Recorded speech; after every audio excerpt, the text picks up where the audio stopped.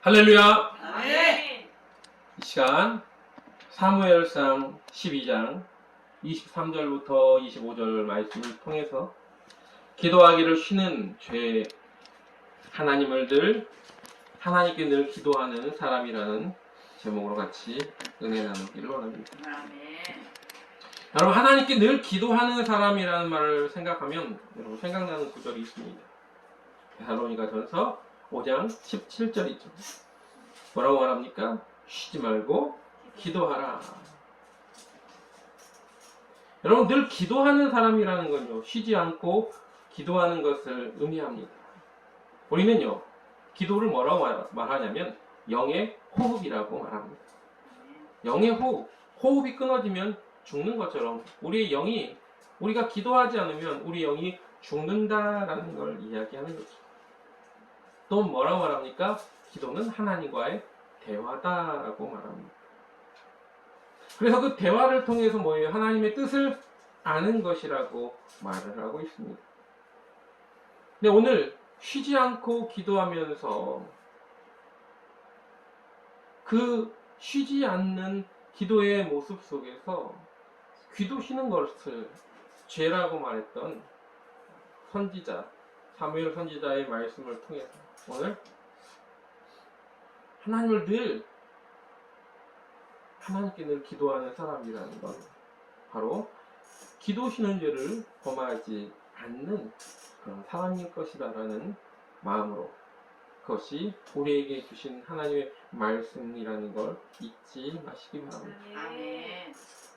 자, 우리 한번 여러분께 물어보겠습니다. 기도하기를 쉬는 것이 죄라고 생각하시는 분 손을 들어보세요. 그냥 아니다. 그냥 그건 우리에게 기도 많이 하라고 하는 말씀일 뿐이다.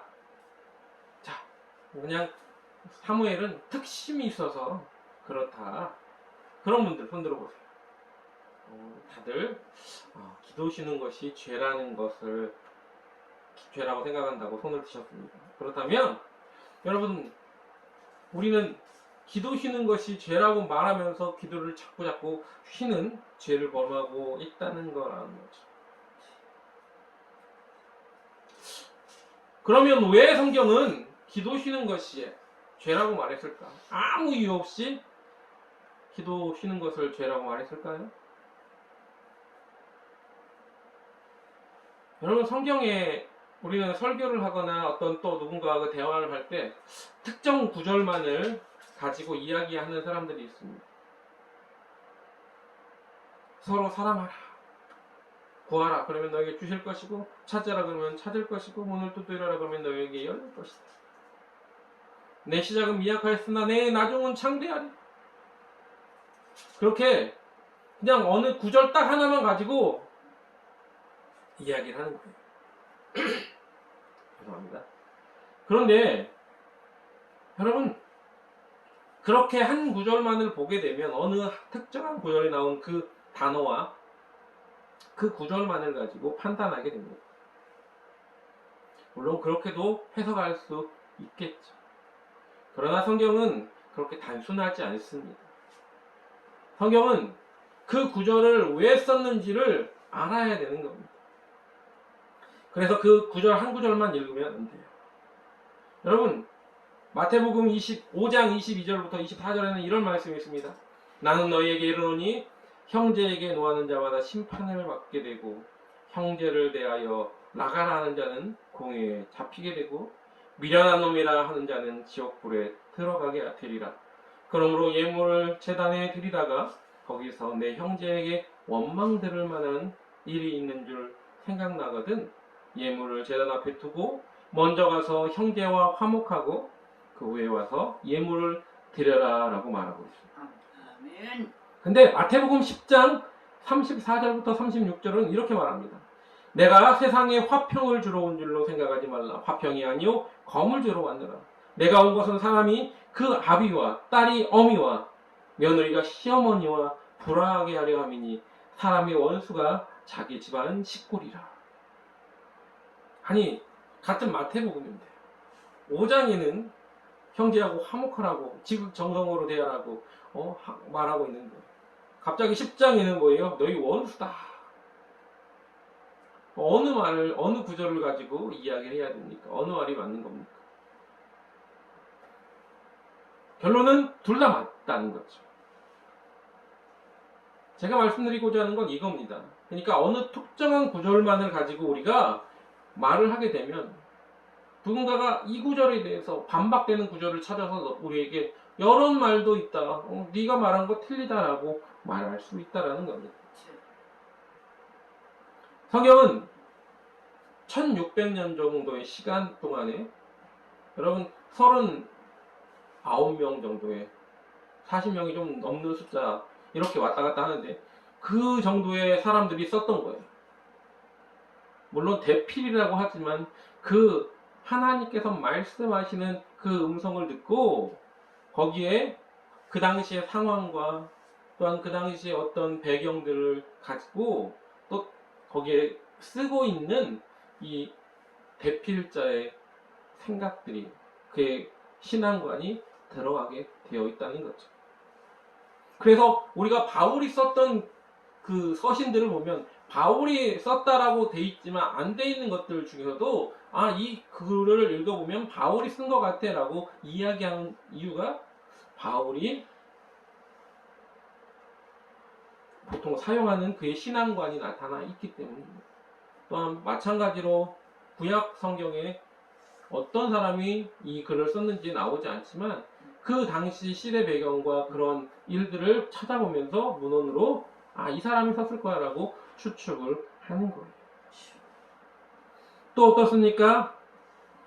성경은 그 구절 한 구절만 보는 게 아니라 왜 이런 말을 쓰게 됐는지, 이 말씀이 왜 쓰여지게 됐는지 앞뒤를 다 읽어봐야 돼요.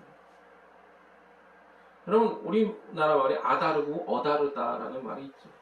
여러분, 그리고 또 우리는 말에 뭐가 있어요? 사람 말은 끝까지 들어봐야 한다.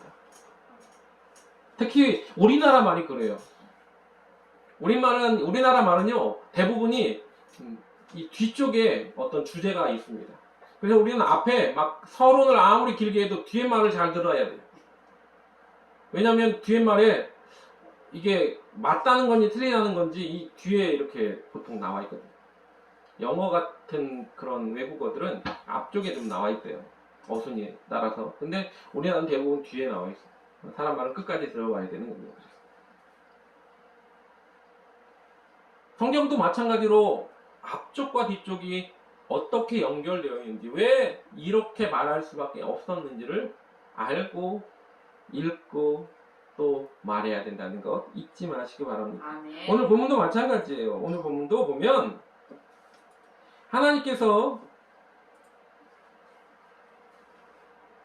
본문에 유독 많이 나오는 게 있습니다. 너희로 자기 백성 삼으신, 너희를 위하여, 너희는 너희를 위하여 행하신 너희의 마음을 너희가 여전히 너희와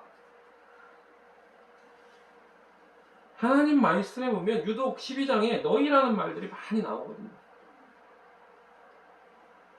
왜 너희라는 표현이 많이 쓰였을까? 마치 사무엘과 이스라엘 백성들은 별개의 존재인 것처럼 그렇게 말을 하고 있습니다.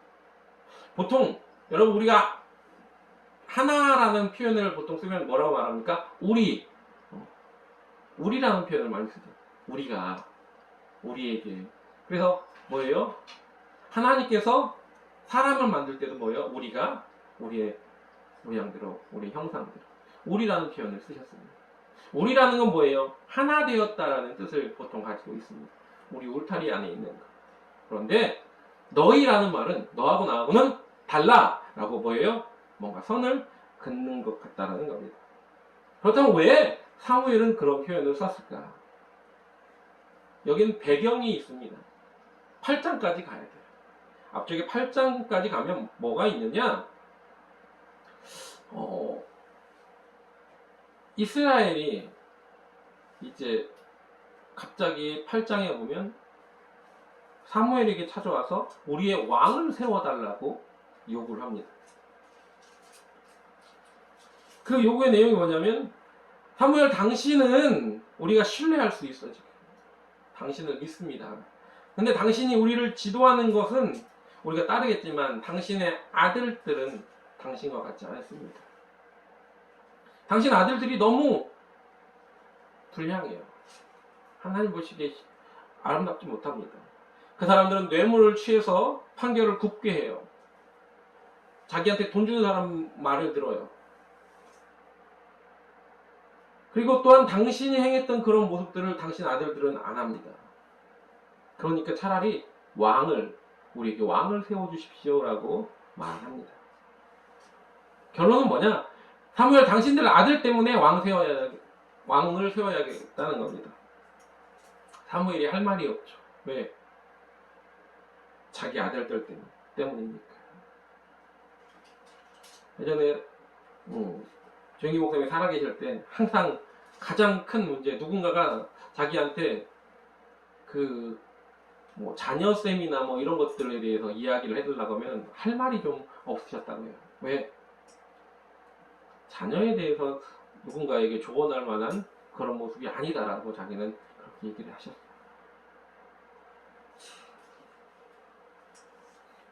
그래서 사무엘이 어떻게 해요? 기도하죠. 기도하니까 그때 하나님께서 뭐예요?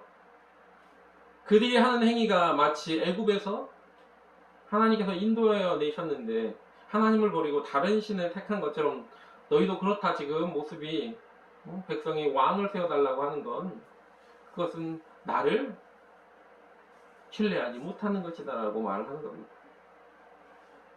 그래서 사무엘이 그들에게 찾아온 그들에게 다시 말합니다. 뭐라고 말합니까? 야, 왕이 세워지면 왕에게 철저하게 복종해야 돼. 또 왕이 세워지면 세금도 내야 돼. 그러면서 왕의 제도, 사사는요 그러한 그 세금이나 이런 게 없거든요, 말 그대로. 근데 사사제도 때문에. 근데 왕이 세워지면 나라를 이루기 위해서 세금을 내야 되고, 또 왕의 명령에 철저하게 들어야 되고, 왕이 농사 징집을 해도 따라야 되고 이런 것들이 있습니다. 그래서 그 어려움을 알려줘요. 그러나 어때요? 백성들은 사무엘의 말을 듣기를 싫어합니다. 그리고 왕이 있어야 된다고 거듭 말하면서 왕을 세워달라고 해요. 결국은 뭐예요? 하나님께서 왕을 세우게 하시죠. 그 사람이 누구예요? 그 사람이 사울이죠. 아까도 말한 것처럼 백성들이 무엇 때문에 왕을 구했다고 했어요?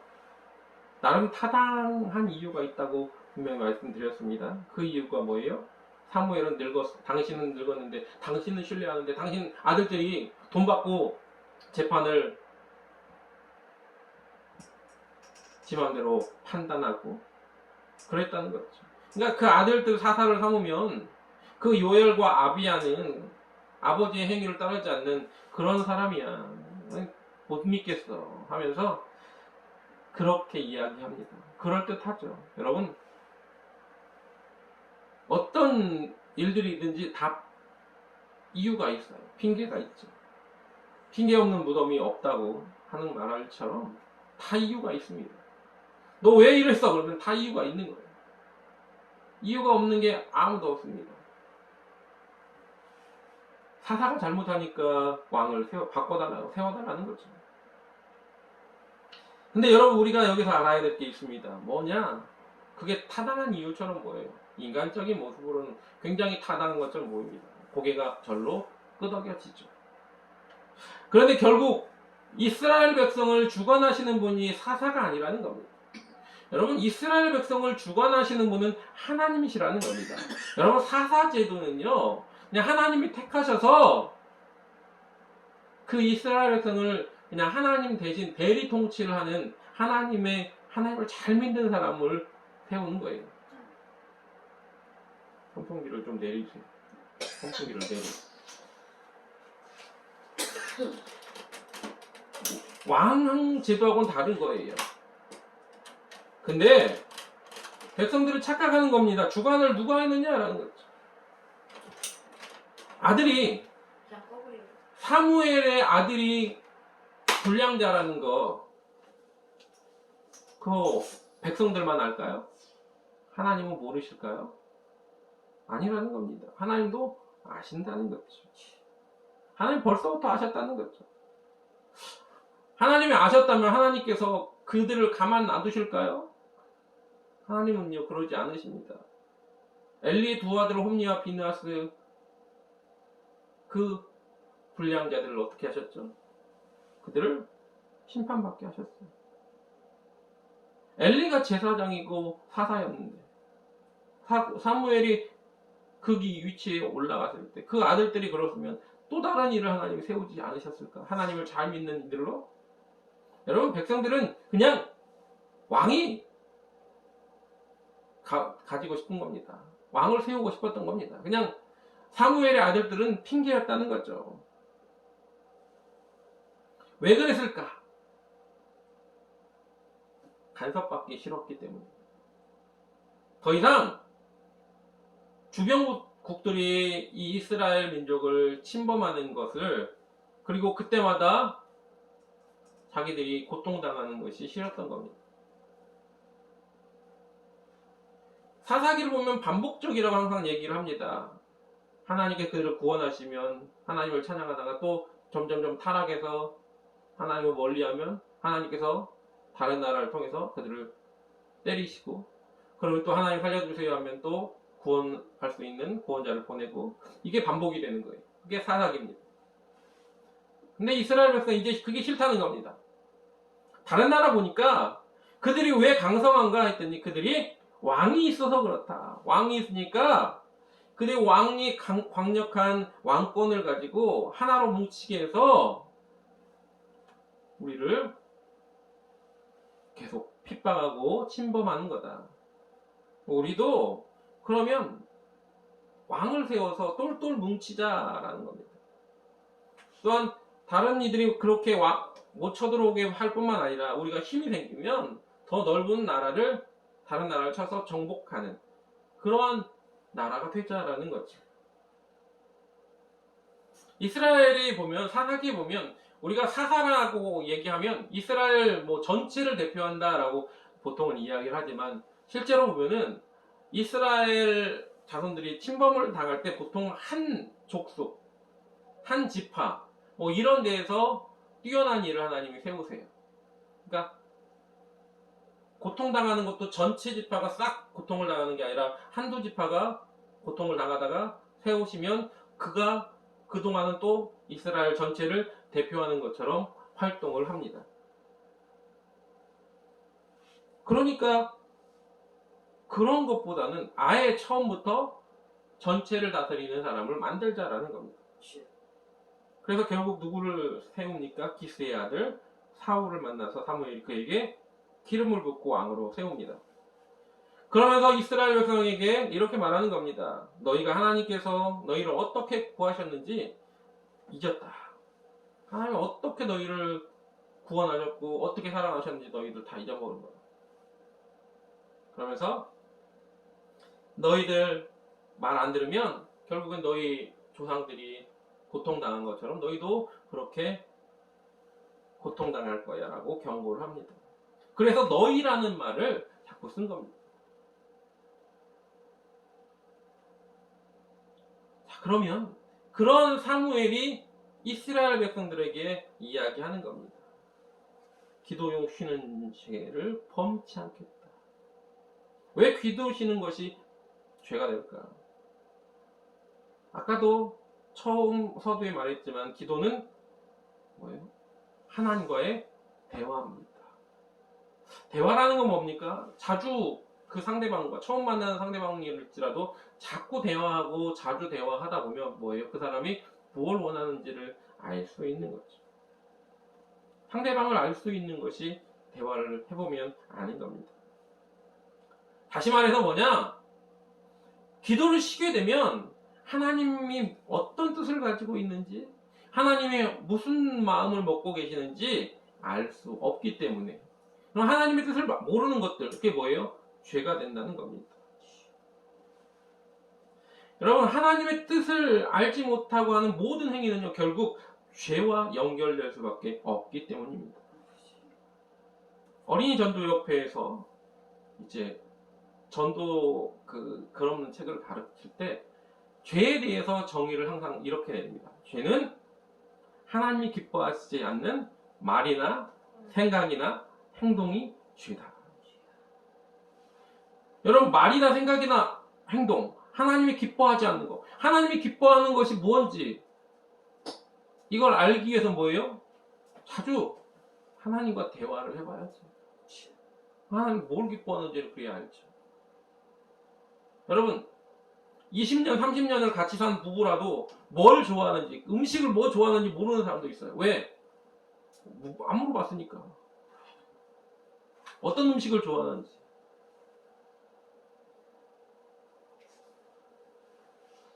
예전에 어떤 TV 프로에서 그 드라마에서 이런 게 나왔어요. 이제 남편이랑 아내가 너무 갈등이 심해서 서로 이혼하려고 이제 하는데 그날 밤에 그래서 서로 결혼 반지를 집어 던졌어요. 그런데 그 다음날 깨어보니까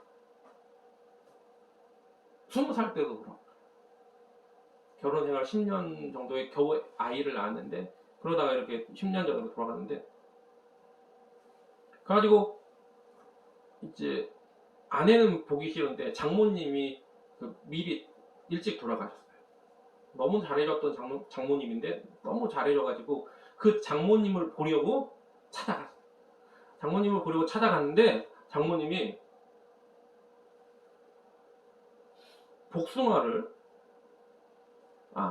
장모님이 복숭아를 좋아하시는 줄 알고 이제 가지고 찾아갔어요. 왜? 평소에 복숭아를 좋아한다고 이야기를 했어요. 아내가 그렇게 얘기를 했어요.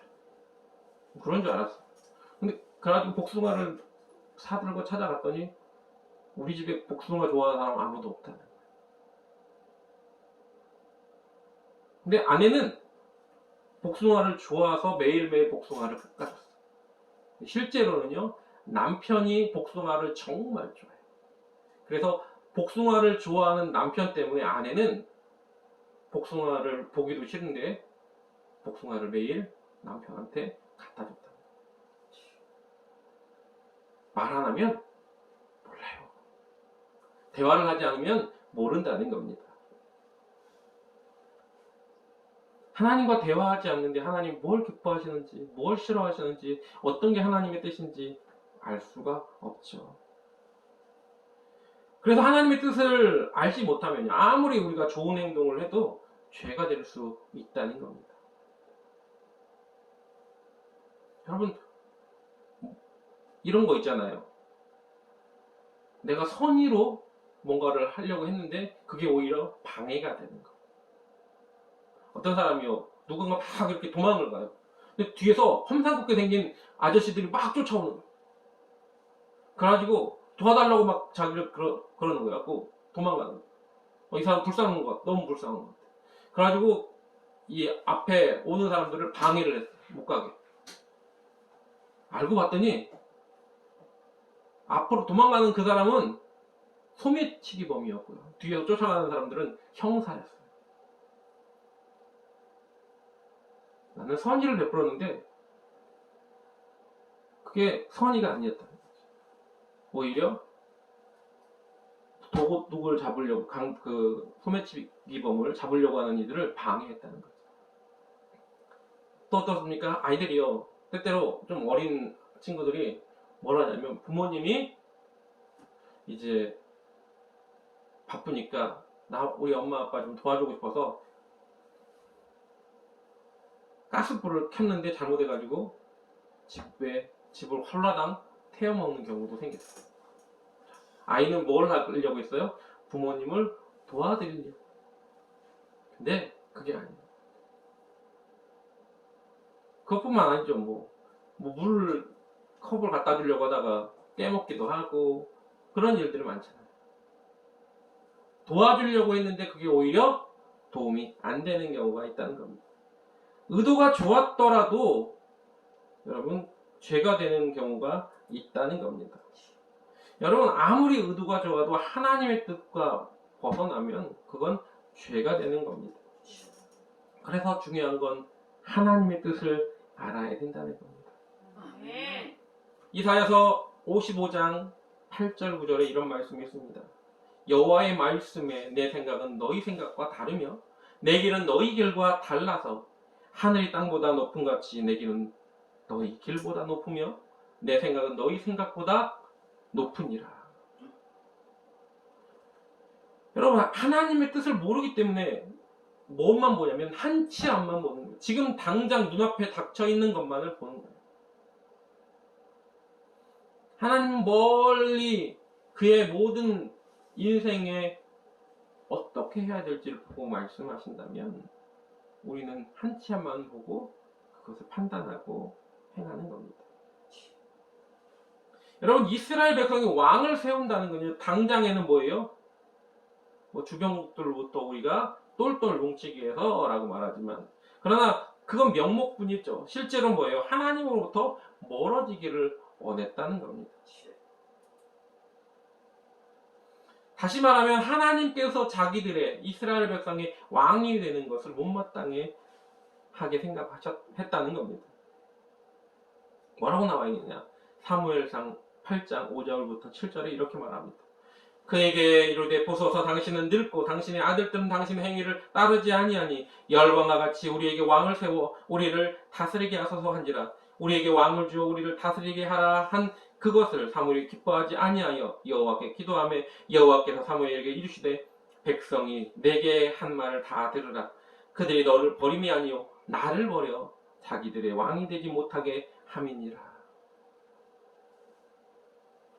누가 왕이 되지 못하게 했다고요? 하나님께서 그들의 왕이 되지 못하게. 그들이 하나님을 버렸다는 겁니다. 여러분, 은혜를 원수로 갚는 이스라엘 백성이죠. 기도하지 않으니까 하나님의 뜻도 모를 뿐더러 오히려 하나님을 버리려 했다는 겁니다. 지금도 마찬가지죠. 여러분, 많은 믿는다는 사람들이 기도하지 않으니까 그게 하나님의 뜻인지 내 인본적인 생각인지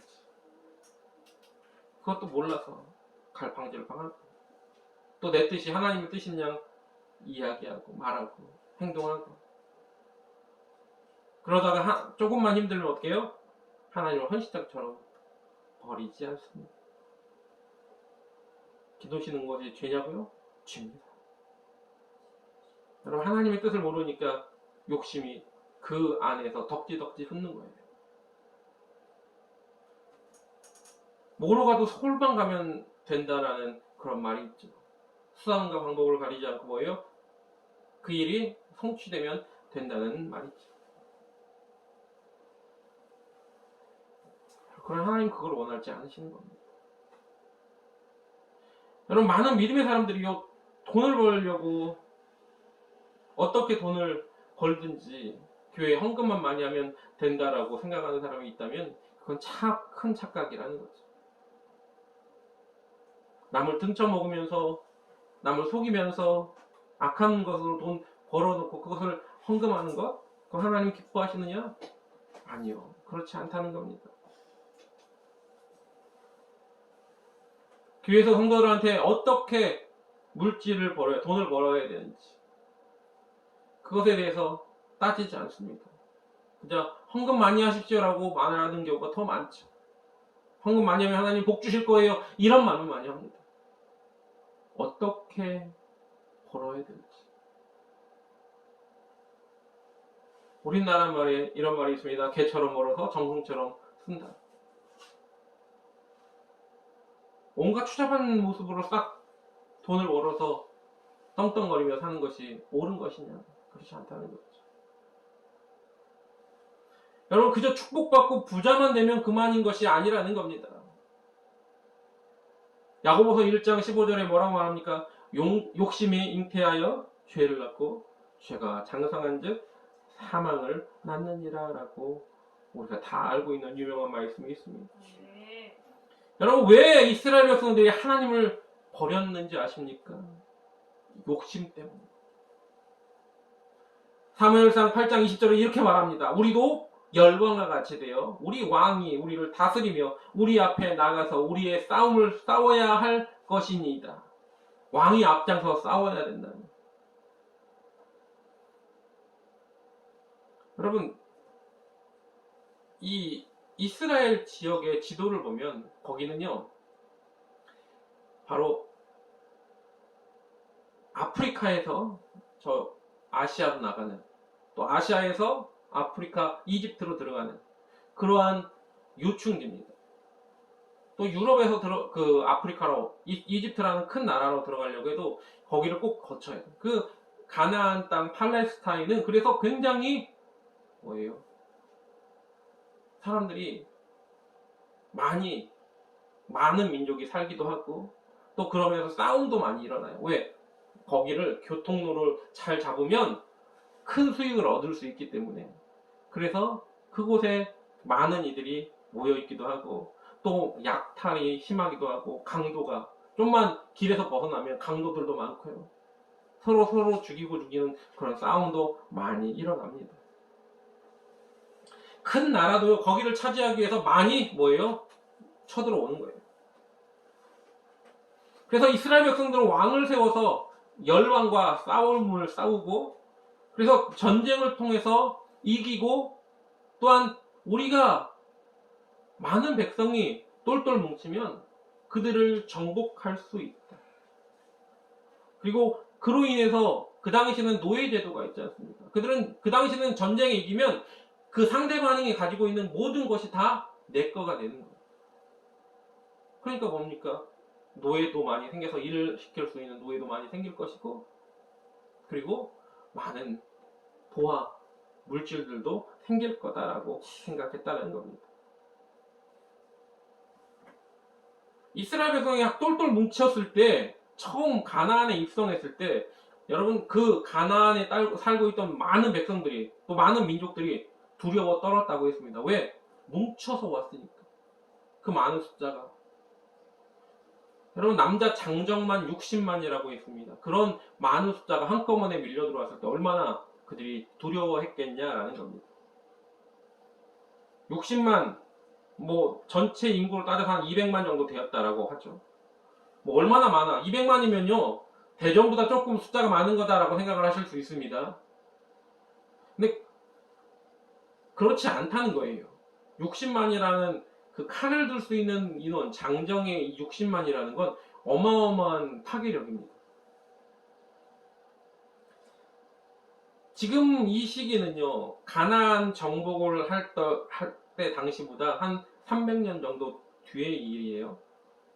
그러니까 장정이 60만보다 더 많았을 것이다라는 추측입니다. 왜냐하면 사무엘하 24장 9절에 보면요, 이게 언제 때냐면 다윗왕 말년이거든요. 다윗왕 끝에예요. 근데 이렇게 말합니다. 요압이 백성의 수를 왕께 구하니 곧 이스라엘에서 칼을 뺀 담대한 자가 80만 명이고 유다 사람이 50만 명이었더라. 이스라엘과 유다를 구분했는데 지파예요. 지파입니다. 이스라엘이라고 말하는 건 전체 그 이스라엘 백성을 말하는 것이 아니고 유다 지파를 뺀 이스라엘 전체를 말하는 겁니다. 그게 80만이고 그다음에 유다 지파가 50만이라는 거죠.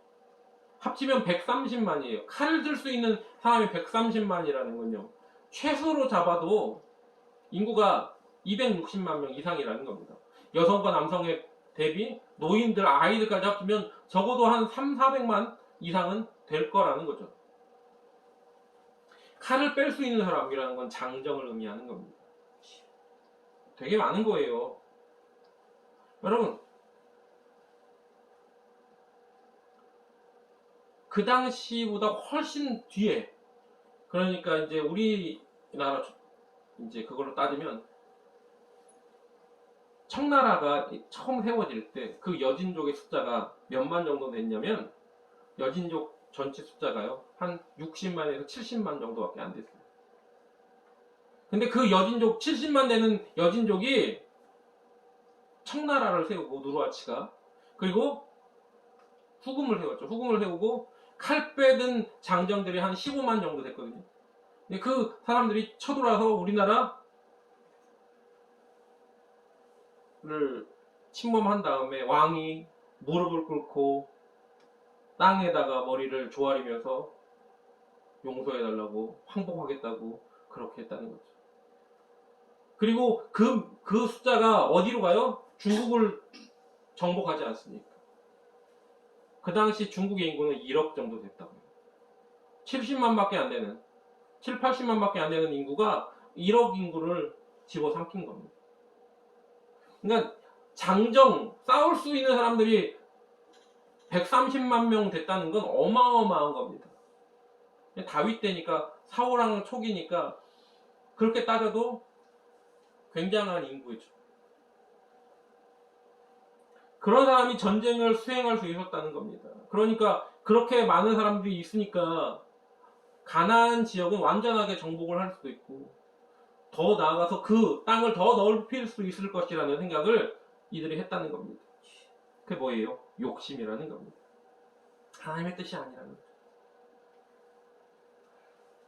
그들의 욕심이 결국은 뭐예요? 죄를 낳게 되는 겁니다. 그리고 결국 그것은 사망에 이르게 된다는 걸 잊지 마시기 바랍니다. 아멘. 그래서 기도 쉬는 것이 죄냐? 죄다. 왜 죄냐? 기도를 쉬면 하나님의 뜻을 알지 못하기 때문에. 아멘. 여러분 그것을 잊지 마시고 아멘. 기도 쉬는 죄를 범하지 않는 저와 여러분 되시길 주님의 이름으로 부탁을 드립니다. 아멘. 나머지는 오후 시간에 하겠습니다. 다 같이 이 시간 찬양할 때 그래서 주님이 일하셔야 돼요. 내가 일하는 것이 아니라 내 욕심으로 일하는 게 아니라 주님이 일하셔야 됩니다. 함께 찬양하겠습니다. 아멘.